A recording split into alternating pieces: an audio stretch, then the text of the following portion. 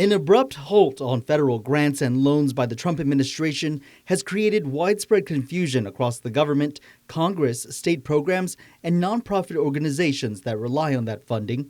First of all, when I first heard about it, Nick, I was like so scared, right? Because I'm thinking Medicaid, I'm thinking SNAP, I'm thinking public housing, I'm thinking all of that. The Office of Management and Budget sent a vaguely worded two-page memo to all federal agencies directing them to temporarily pause all activities related to obligation or disbursements of all federal financial assistance that could conflict with President Donald Trump's agenda. Guam Governor Lulian Guerrero calling her cabinet in for a meeting Wednesday. And we're going to go and talk about what we need to do and what is affected by this memo in their agencies.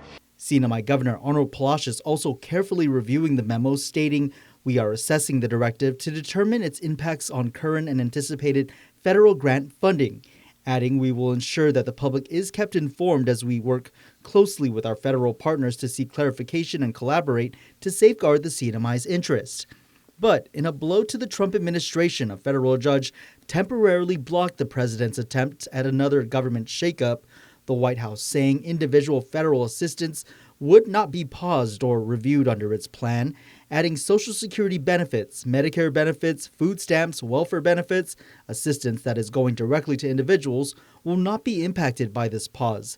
White House Press Secretary Carolyn Leavitt. It means no more funding for illegal DEI programs. It means no more funding for transgenderism and wokeness across our federal bureaucracy and agencies. President Trump is looking out for you by issuing this pause because he is being good steward of your taxpayer dollar. Guam Delegate James Moreland also stating the VA has determined that all 44 of its financial assistance programs will continue uninterrupted and that all VA programs and operations will continue uninterrupted.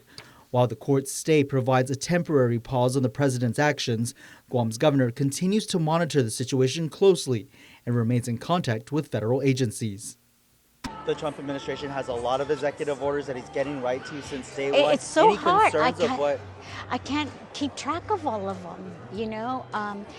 I was just talking to Admiral Hoffman because of the whole thing about freeze, right, for the federal government in hiring, and he told me that DOD is exempted from that. So they're still hiring for DOD, and they're still hiring for fire, police, those people for DOD. So we're tracking this very closely.